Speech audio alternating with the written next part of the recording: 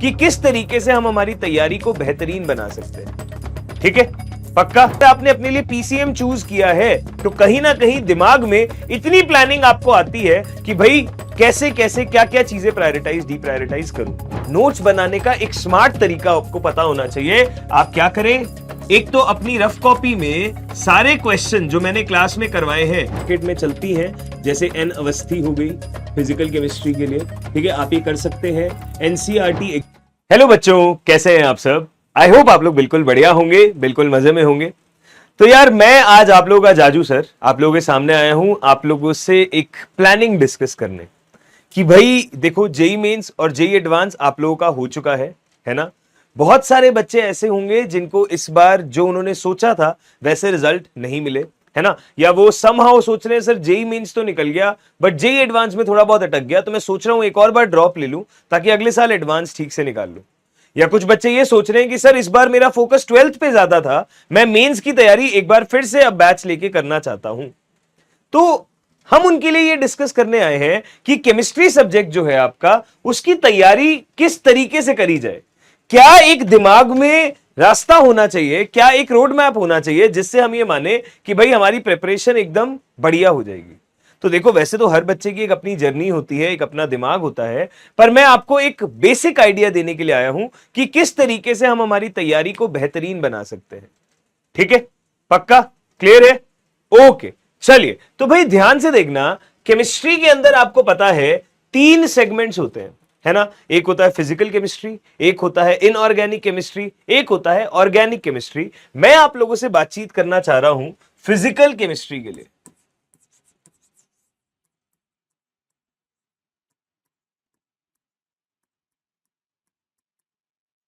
मैं आप लोगों से बातचीत करना चाह रहा हूं फिजिकल केमिस्ट्री के लिए।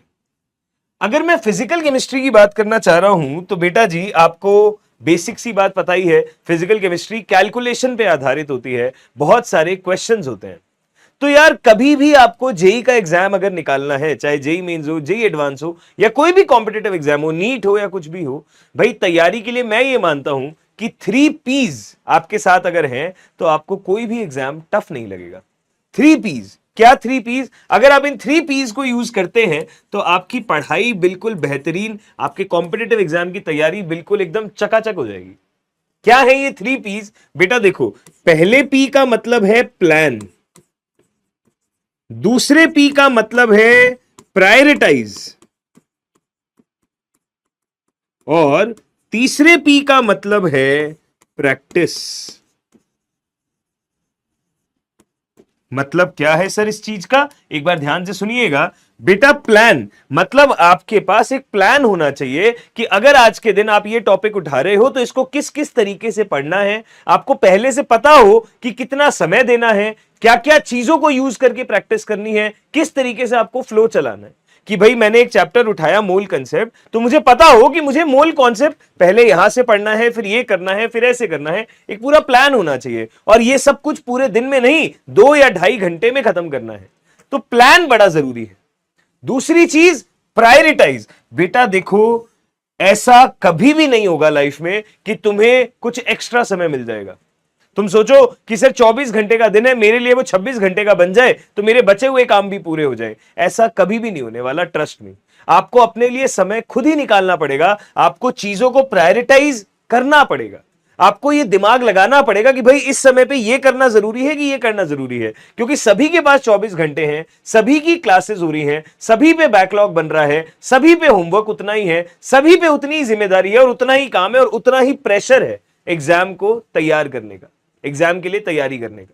तो प्रायोरिटीज आपको सेट करनी पड़ेगी। तुम इतने बड़े हो गए हो, 12th पास हो या 11th 12th में भी अगर आ गए हो, 10th का एग्जाम देके भी, जो बच्चे अर्जुन और लक्ष्य वाले हैं उनके लिए भी, अगर आपने अपने लिए पीसीएम चूज किया है तो कहीं ना कहीं दिमाग में इतनी प्लानिंग आपको आती है कि भाई कैसे कैसे क्या क्या चीजें प्रायोरिटाइज डिप्रायोरिटाइज करूं।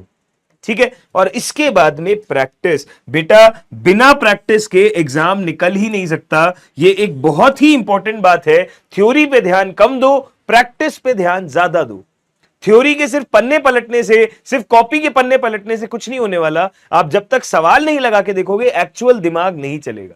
क्वेश्चन करने से बहुत सारे कंसेप्ट निकल करके आते हैं, बहुत सारे तरीके समझ में आते हैं। तो चलो यार एक बार जरा ध्यान से बात करें कि हमारा प्लान ऑफ एक्शन क्या होना चाहिए, हमें हमारी तैयारी के लिए क्या चीजें हैं जो बिल्कुल फिक्स रखनी है हमारे रूटीन में। तो सबसे पहली बात, आपने कोई बैच पीडब्ल्यू का अगर ज्वाइन कर लिया है, जैसे अगर आप 11th में है तो अर्जुना आपने ज्वाइन किया होगा, 12th में तो लक्ष्य ज्वाइन किया होगा, और अगर आप ड्रॉपर बैच के हैं तो आपने प्रयास ज्वाइन किया होगा।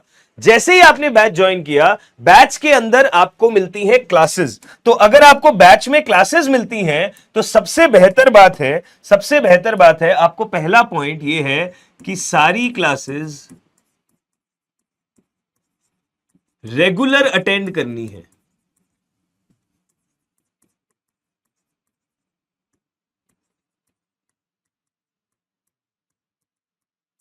सारी क्लासेस रेगुलर अटेंड करनी है। रेगुलर मतलब डेली अटेंड करनी है। हाँ ठीक है, तुम लाइव नहीं करना चाहते, तुम रिकॉर्डेड करना चाहते हो कि सर मैं रात को ना लेट तक पढ़ता हूं तो मैं सुबह उठ नहीं पाता, तो मैं लाइव लेक्चर नहीं ले पाता, मैं आपकी रिकॉर्डिंग देख लेता हूं बाद में, कोई बात नहीं, मुझे उसमें कोई मसला नहीं है। तूने बैच लिया है, तूने अपनी पढ़ाई के लिए लिया है, तुझे जैसे देखना है देख, परंतु बेटा क्लासेस डेली अटेंड करनी जरूरी है। इससे आपकी लाइफ में एक डिसिप्लिन बनेगा, आपको पता होगा कि आज ये पढ़ाया जाएगा तो इसके हिसाब से जो जो मुझे होमवर्क मिल रहा है, जो जो मुझे डीपीपी मिल रही है, आपकी पूरी तैयारी की रूपरेखा क्लास से बनेगी बेटा। तो क्लास रेगुलरली अटेंड करनी बहुत जरूरी है। कभी कभी बच्चे क्या सोचते हैं, यार ऑनलाइन बैच है, क्या दिक्कत है, अगर आज मुझे कुछ काम आ भी गया तो छोड़ दो, मैं कल क्लास अटेंड कर लूंगा। बेटा वो एक दिन का जो तेरी 3 क्लासेस मिस हुई है, ठीक है, अगर आप कोई भी बैच अटेंड करते हो, आपकी 2 या 3 क्लासेस जो मिस हुई हैं, यानी कि 4 से 6 घंटे का कंटेंट तुम्हारा छूट गया है।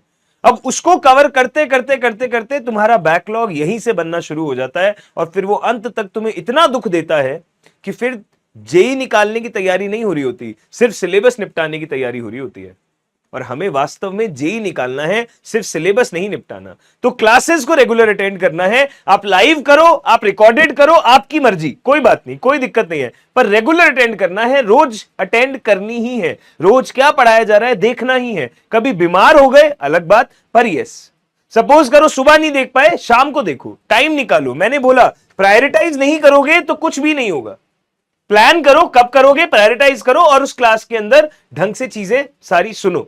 एक बार क्लास में आ गए तो चैट पे ध्यान नहीं देना है, बकैती बहुत चलती है, बिल्कुल ध्यान नहीं देना है। जो सिंसियर एस्पिरेंट है, जो अपनी तैयारी एकदम सिंसियरिटी से करना चाहता है, सिलेक्ट होना चाहता है, चैट ऑफ करो बेटा, अपनी बातें टीचर की ध्यान से सुनो, कोई डाउट है तो लिख दो।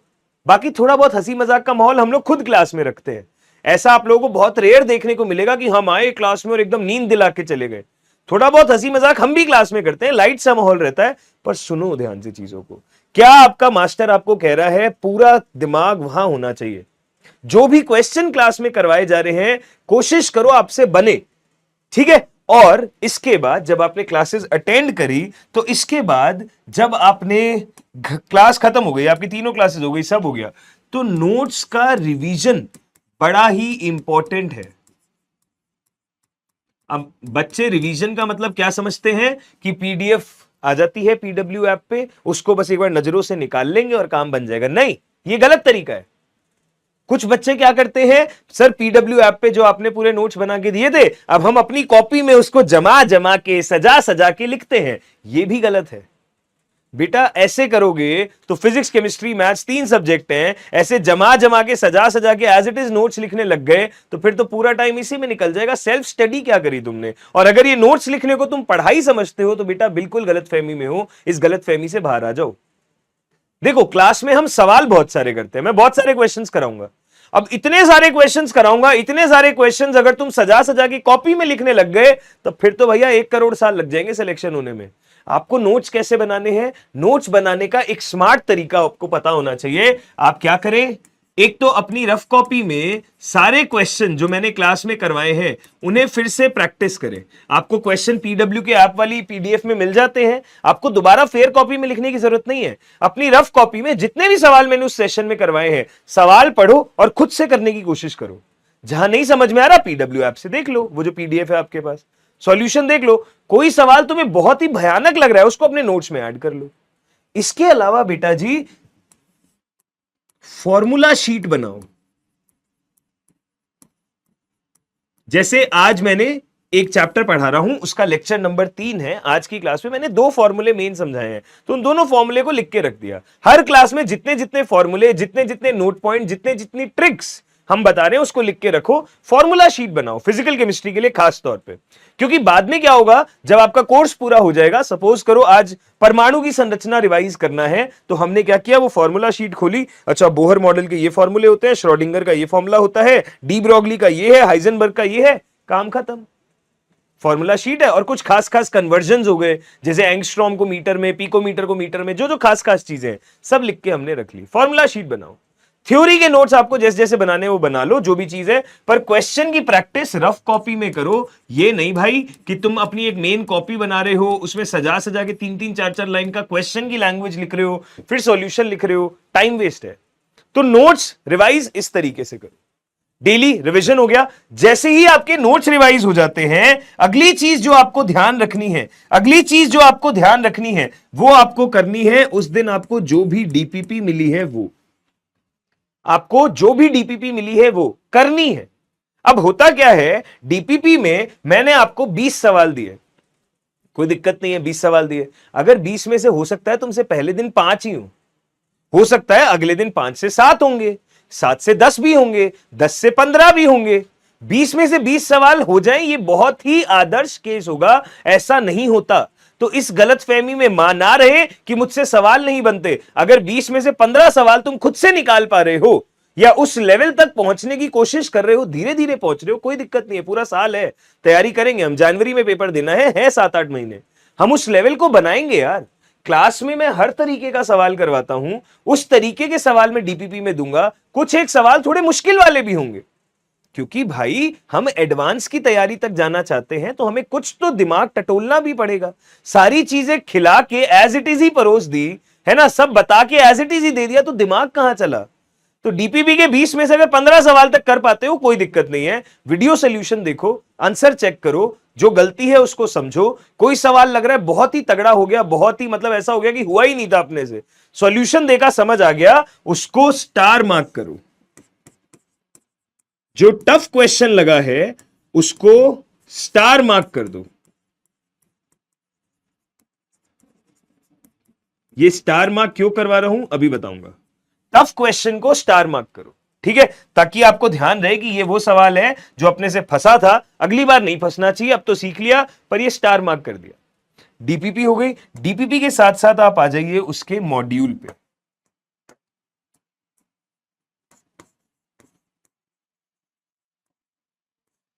अब बहुत सारे बच्चे ना किताबों के चक्कर में लग जाते हैं कि नहीं सर हम तो ये बुक करेंगे, हम तो वो बुक करेंगे, हम तो ये करेंगे। फिर बेटा वो करने में तुम्हें नहीं पता ना, उस किताब में सपोज करो तुमने कोई किताब खरीदी, ठीक है, उसमें तुमने एक्सरसाइज 1 खोली, तुमने 50 सवाल लगा लिए, 50 सवाल एक जैसे तरीके के थे, तुमसे 50 के 50 लग गए, तुम राजी हो रहे हो, आज तो मुझसे 50 सवाल हो गए। अरे भाई राजी होने की बात नहीं है, 50 सवाल एक जैसे टाइप के थे, एक जैसे टाइप के 50 सवाल करके क्या उखाड़ा। इससे अच्छा 25 सवाल अलग अलग टाइप के करता, दिमाग खुलता। तो मॉड्यूल का और डीपीपी का पर्पस ये है, हमने उसको इसीलिए डिजाइन किया है जिससे कि आपको ये बात समझ आए। हमें पता है कि दिमाग को किस तरीके से ट्रेन करना है, आपको भी समझ आएगा कि कॉन्सेप्ट्स पे कैसे कैसे क्लैरिटी आ रही है। सारी बुक्स का निचोड़ है वो मॉड्यूल, तो मॉड्यूल करना है अपने को। मॉड्यूल के क्वेश्चन हम आपको होमवर्क में देते हैं, आप उसको फॉलो करिए। मॉड्यूल करने का तरीका सुनो। आपके मॉड्यूल में अलग अलग एक्सरसाइजेज हैं, 4 एक्सरसाइजेज हैं, है ना। सबसे पहली है प्रारंभ, फिर है प्रबल, फिर है परीक्षित, और फिर है पीवाईक्यू। इसके अलावा भी एक्सरसाइजेज हैं, इसके अलावा भी है, बोर्ड लेवल की एक्सरसाइज भी होती है, एक पीडब्ल्यू चैलेंजर्स करके भी होती है, बट ये मेन एक्सरसाइजेज हैं। आपका तरीका क्या होना चाहिए, जब भी आपको कोई भी टॉपिक पढ़ाया गया है, प्रारंभ में टॉपिक वाइज सवाल है, मेंशन किया हुआ है वहां पे कि अच्छा आज तुमने सीमांत अभिकर्मक सीखा, सीमांत अभिकर्मक के ये लो 5 सवाल। आज तुमने मोल निकालना सीखा, मोल के ये लो 5 सवाल। आज तुमने एसटीपी एनटीपी सीखा, ये लो 4 सवाल।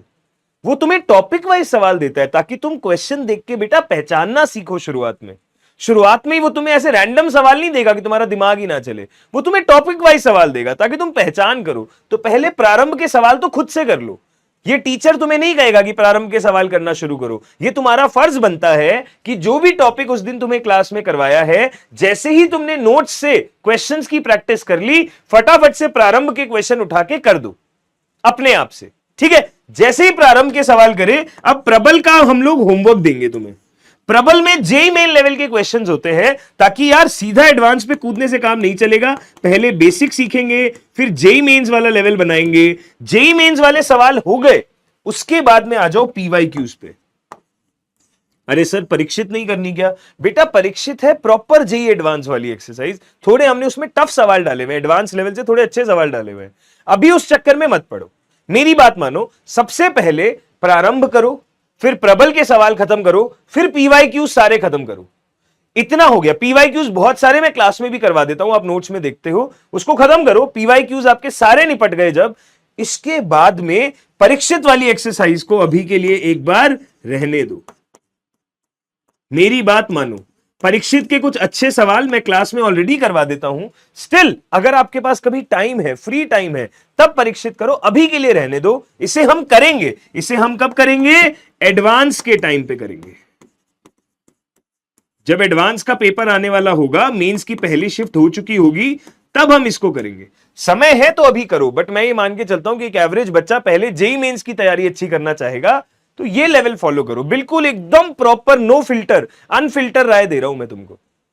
ये किया, ठीक है। एक चीज और करनी है, जब नोट्स को रिवाइज करते हो तो यहां पे एक काम और ऐड करें, एनसीईआरटी पढ़े। सर ये क्या कह रहे हो आप? हाँ बेटा, क्योंकि यार ये देखा गया है पेपर्स के अंदर कि एनसीईआरटी की लाइनों से सवाल आ जाता है। तो एनसीईआरटी पढ़ें एक बार, ठीक है, जरूर पढ़ें। एनसीईआरटी करना ही है हमको। ये क्लियर है? आपने डीपीपी करी, आपने मॉड्यूल के क्वेश्चंस करे, आप एनसीईआरटी को नोट्स रिवाइज करते हुए, एनसीईआरटी पढ़ने में 20 मिनट लगेंगे मुश्किल से। एक क्लास में 2 से 3 टॉपिक्स पढ़ाए जाते हैं, क्वेश्चन का लेवल हमारा बहुत अच्छा होता है, बट आप एनसीईआरटी से थ्योरी एक बार उसकी गो थ्रू कर ले, जो भी आपको नोट्स बनाने लायक पॉइंट्स लगते हैं उसे फॉर्मूला शीट के साथ ऐड कर ले। ये हो गया आपका, ठीक है। मॉड्यूल में भी जो भी क्वेश्चंस आपको टफ लगते हैं उन पे स्टार मार्क कर लो। मॉड्यूल में भी जो भी क्वेश्चंस आपको टफ लगते हैं उन पे स्टार मार्क कर लो।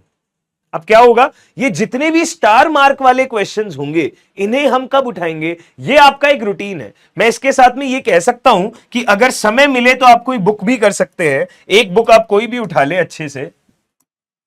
अगर मैं रोड मैप दे रहा हूं या मॉड्यूल आपके पास में नहीं है या कुछ भी रीजन है, तो आप एक सपोर्ट बुक उठा सकते हैं, कोई सी भी। ठीक है, अच्छी अच्छी बुक्स हमारे पास मार्केट में चलती हैं, जैसे एन अवस्थी हो गई फिजिकल केमिस्ट्री के लिए। ठीक है, आप ये कर सकते हैं। एनसीईआरटी एग्जाम्पलर भी आप कर सकते हैं।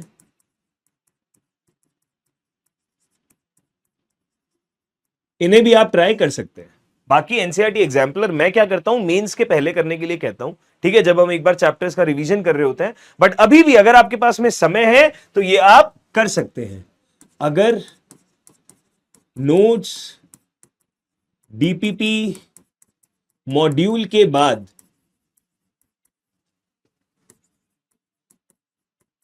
समय बचता है तो ये करना है।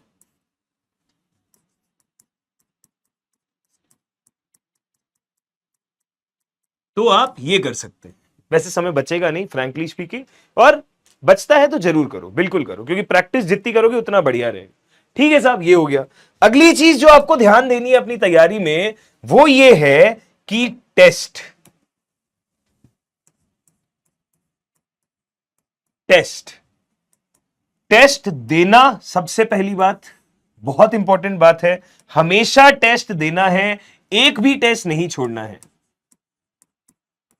हमेशा देना है टेस्ट। बच्चे कहते थे सर तैयारी नहीं है, तैयारी करके दूंगा, ये करके दूंगा, वो करके दूंगा, बीमार था नहीं कर पाया। कुछ भी हो जाए, टेस्ट को जरूर देना है, टेस्ट को नहीं छोड़ना है। अपनी प्लानिंग और अपनी प्रायोरिटीज इस हिसाब से सेट करो कि टेस्ट की तैयारी करोगे, टेस्ट की तैयारी करोगे। डेली अपने रूटीन के अंदर आपको टेस्ट का प्लानर जिस दिन आप बैच ज्वाइन करते हो उस दिन मिल जाता है। तो आप अपने डेली सेल्फ स्टडी के घंटे कुछ इस हिसाब से डिवाइड करो कि आपका रूटीन काम सबसे पहले हो जाए। रोज का काम रोज, रोज के नोट्स रिवीजन, डीपीपी मॉड्यूल, ये तो रोज का काम है तीनों सब्जेक्ट्स का। इसके अलावा कुछ कुछ टाइम डेली निकालो कि सर अब मेरा ना 8 तारीख को एक टेस्ट आने वाला है, आज कोई फलानी तारीख हो रही है, 22 तारीख है, 25 तारीख है, 26 तारीख है, मैं सर अभी से उसकी तैयारी में जुट जाता हूं। सिलेबस देखो क्या क्या आ रहा है और उन चैप्टर्स की प्रैक्टिस करना शुरू कर दो। उन चैप्टर्स की प्रैक्टिस करना शुरू कर दो। उस चैप्टर की प्रैक्टिस में क्या करोगे? इतना समय तो नहीं है, दिन तो 24 घंटे का ही है, तुम्हारी क्लासेस भी है, तुम्हारे 3 सब्जेक्ट्स का ये पूरा स्केड्यूल वैसा भी है। तो टेस्ट की तैयारी में क्या करो? टेस्ट की तैयारी में आप ध्यान से सुने मेरी बात, सबसे पहले नोट्स रिवाइज करें। नोट्स रिवाइज करें मतलब नोट्स की थ्योरी, फॉर्मूला शीट आपने बना रखी है उसको ढंग से देखें। सारे सवाल जो नोट्स के थे उन्हें अच्छे से करें। जो सवाल आपसे पहली बार में नहीं बने थे उन्हें दोबारा से एक एक क्वेश्चन पेन से सॉल्व करें, आंसर तक पहुंचे। और इसके बाद में नोट्स रिवाइज करने के बाद में जितने भी स्टार क्वेश्चन थे ना, चाहे डीपीपी के हों चाहे मॉड्यूल के हों, क्योंकि बेटा जो आपसे पहली बार में बन गया सवाल, हाई चांसेस है कि वो दूसरी बार में बन ही जाएगा, आपने रिवाइज किया है तो। पर जो स्टार वाले सवाल थे, जो पहली बार में फंसे थे अपने, उनको दोबारा से एक बार पूरा पूरा ट्राई करके रख लो। इसीलिए मैं बार बार कह रहा हूं टफ क्वेश्चंस को स्टार मार्क करो। तो जब टेस्ट की तैयारी करेंगे तो जो हमसे पहली बार में नहीं बने उन्हीं को हम दोबारा एक बार पूरा पूरा ट्राई करके जाएंगे, तब हम मान लेंगे हमारी तैयारी होगी और कुछ नया करने की जरूरत नहीं है। जिस दिन आज का टेस्ट हो गया, अब अगला टेस्ट कितनी तारीख को है, नेक्स्ट डे से उस टेस्ट की तैयारी शुरू हो जानी चाहिए। सपोज करो 8 तारीख को टेस्ट है, तुमने आज से तैयारी शुरू कर दी है, ठीक है, 8 तारीख रैंडम डेट में कोई भी बोल रहा हूं, आज 22 तारीख है, तुमने तैयारी शुरू कर दी है, तो डेली तुम टेस्ट की तैयारी करो। 8 तारीख को टेस्ट हो गया, 9 तारीख से अगले टेस्ट की तैयारी शुरू हो जानी चाहिए। अगला टेस्ट अगर 24 को है तो 9 तारीख से फिजिक्स केमिस्ट्री मैथ्स तैयारी शुरू हो जानी चाहिए। प्लान कर लो क्या क्या सिलेबस आ रहा है, तुम्हें पहले से पता होता है, टेस्ट प्लानर आपको मिल जाता है, ये काम शुरू कर दो। ठीक है, बढ़िया है, अच्छी बात। टेस्ट देना है, टेस्ट की तैयारी ऐसे करनी है, ये तो सही है साहब। पर इससे भी एक इंपॉर्टेंट पॉइंट है, इससे भी ज्यादा एक इंपॉर्टेंट पॉइंट है कि टेस्ट हमेशा देना क्यों है? टेस्ट हमेशा देना इसलिए है बेटा, क्योंकि आपको टेस्ट का एनालिसिस करना आना चाहिए। टेस्ट का एनालिसिस करना आना चाहिए। बच्चों के लिए टेस्ट का एनालिसिस क्या होता है? जनरली जब मैं बच्चे को कहता हूं कि भाई तुम्हारा कल टेस्ट हुआ था, तुमने पेपर एनालाइज कर लिया, बच्चे कहते हैं हाँ सर 25 सवाल आए थे, 20 अटेम्प्ट किए थे, 18 सही हो गए, 2 गलत हो गए, हो गया टेस्ट का एनालिसिस। नहीं भाई, ये टेस्ट का एनालिसिस नहीं है, ये तो मशीन भी तुम्हें करके देती है। जो हमारा सॉफ्टवेयर है, आप जब भी टेस्ट देते हो आपको अपना रिजल्ट ऐसे ही तो मिलता है कि कितने क्वेश्चंस आपने अटेम्प्ट किए, कितने आपने छोड़ दिए, कितने करेक्ट हैं और कितने गलत हैं, और इतना स्कोर है। ये तो आपको हमारा सॉफ्टवेयर ही करके देता है, इसमें आपने क्या किया?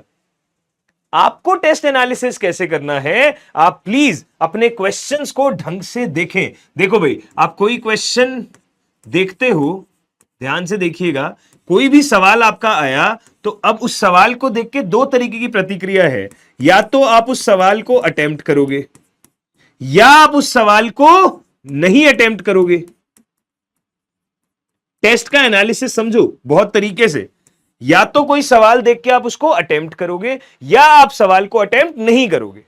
ठीक है, अगर आपने अटेम्प्ट किया तो अब 2 बातें हो सकती हैं, या तो सवाल आपका सही हो जाएगा या सवाल आपका गलत हो जाएगा। या तो सवाल आपका सही हो जाएगा या आपका गलत हो जाएगा। अगर सवाल आपका सही हो गया तो अब ये 2 वजह से हो सकता है, या तो आपने तरीके से किया था, आपको आता था,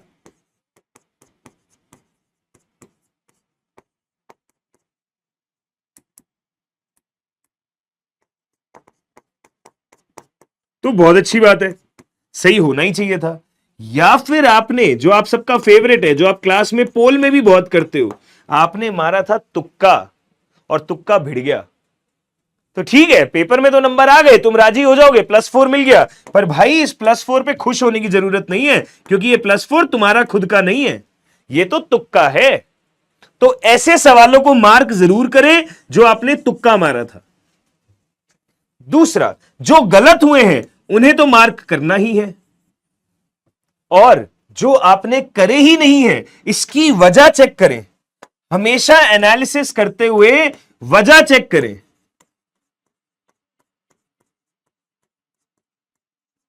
कि क्यों नहीं हुआ अपने से सवाल, क्या ये सवाल आउट ऑफ सिलेबस था? छोड़ दो, जब सिलेबस में हो जाएगा तब कर लेंगे। या फिर मुझे कुछ चमका नहीं, मुझे कोई कॉन्सेप्ट आया नहीं, मुझसे इस कॉन्सेप्ट के सवाल बनते नहीं, मुझे इस कॉन्सेप्ट से डर लगता है, या मैंने सोचा कि कैलकुलेशन बहुत ज्यादा है इसलिए उस सवाल को नहीं किया, तो वजह चेक करो। अब अगर आपको लगता है कि कॉन्सेप्ट आपको आता नहीं तो पहले नोट्स में जाएं, उस कॉन्सेप्ट को सीखें, फिर इस सवाल को करें। अगर आपको लगता है टाइम बहुत लग जाता है या कैलकुलेशन बहुत हो जाती, तो बेटा इसका मतलब यह है कि घर पे आप टाइम सेट करके सवाल नहीं कर रहे हैं। आप घर पे ये जो डीपीपी करेंगे, ये जो मॉड्यूल करेंगे, ये सब टाइमर लगा के करने की आदत डालो।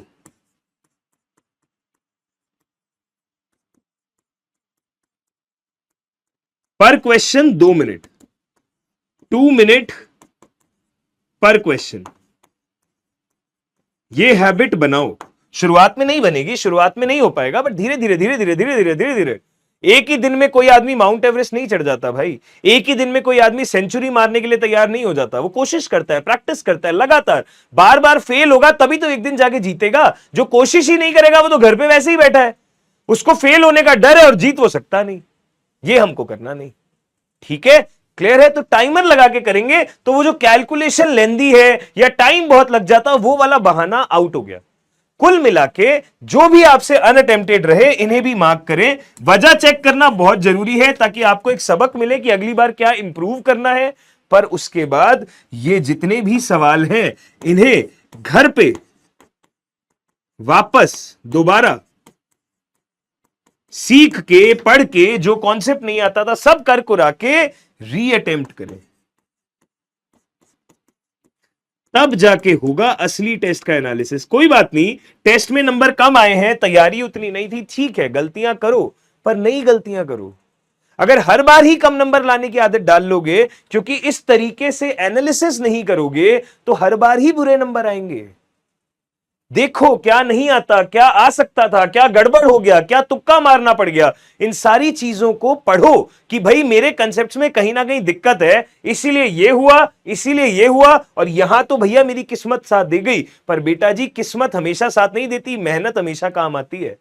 तो मेहनत पे ध्यान देना है, किस्मत के भरोसे नहीं रहना है। तो सारे सवालों को दोबारा रीअटेम्प्ट करें, जो भी क्वेश्चन इसमें से आपको अच्छे लगे उन्हें स्टार मार्क करें और अपने नोट्स में ऐड करें। इसीलिए बेटा जब अपने नोट्स बनाते हो ना, तो हर चैप्टर खत्म होने के बाद में 1 या 2 या 3 पन्ने छोड़ दिया करो, ताकि टेस्ट के दौरान या प्रैक्टिस के दौरान कोई भी तगड़ा सवाल दिखे, कोई अच्छी चीज दिखे, तो उसको वहां नोट डाउन कर लो। तो उससे तुम्हारे नोट्स की क्वालिटी बढ़िया बढ़िया बढ़िया बनती जाएगी। और हर बार यही करो। सर अच्छा एक डाउट और सर मेरा रह जाता है, ये सारी बात आपने बता दी, टेस्ट में एनालिसिस कर लूंगा, सब कर लूंगा, सारी बात सही है, बट सर मुझे एक चीज समझ में नहीं आई कि सपोज करो एक बार टेस्ट हुआ, उसमें एक चैप्टर आया मोल कंसेप्ट, मैंने मोल कंसेप्ट ऐसे तैयार कर लिया। अब सर अगला टेस्ट हो रहा है ना, उसमें आगे के चैप्टर्स तो आ ही रहे हैं, पर मोल कंसेप्ट दोबारा आ रहा है। तो सर ये काम तो मैं कर ही चुका हूं 15-20 दिन पहले, दोबारा कर लूं ये? बेटा अब जब एक और बार वही चैप्टर रिपीट हो रहा है तो तुझे क्या करना है, नोट्स रिवाइज फटाफट कर ले आंखों से। जो सवाल टफ लगते हैं सिर्फ उन्हें ट्राई कर ले। स्टार क्वेश्चंस में से भी जो सवाल तुमने दोबारा ट्राई करे, सपोज करो वो फिर से फंसे, तो उन पे डबल स्टार लगा दो। फिर से फंसने वाले सवालों पर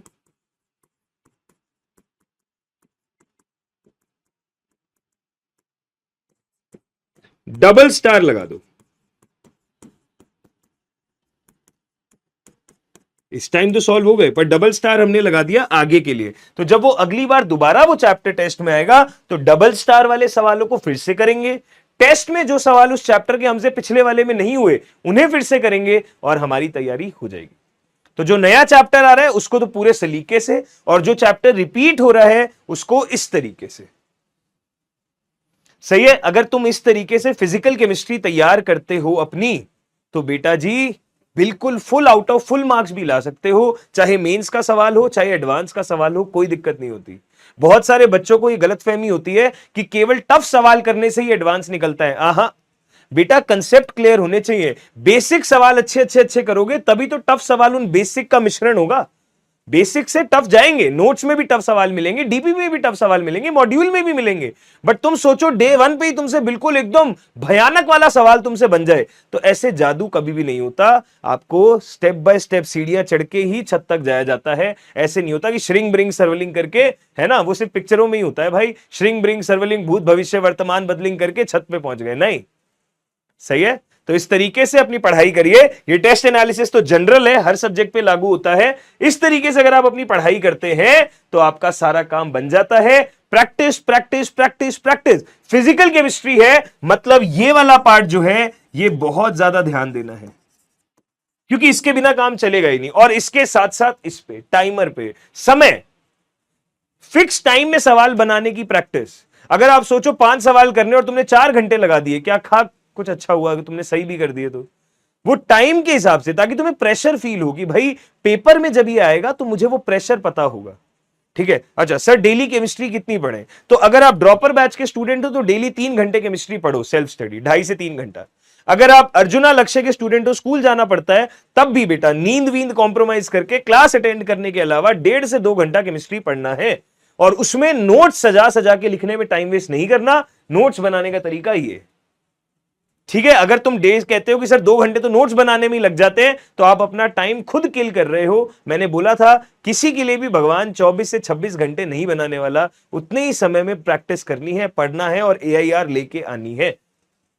सही है साहब? चलिए, तो आई होप इसने आपकी हेल्प करी होगी। आगे और टेस्ट कैसे करना है, बैकलॉग कैसे मैनेज करना है, और अलग अलग मुद्दों पे हम लोग वीडियोस लेके आते रहेंगे। बट अभी के लिए जो हमारा प्लान था वो ये था कि भाई कैसे पढ़ाई शुरू करें, किस तरीके से केमिस्ट्री पे कमांड बनाएं, वो हमने डिस्कस किया। आप सब ऐसे ही मुस्कुराते रहे, मेहनत करते रहे।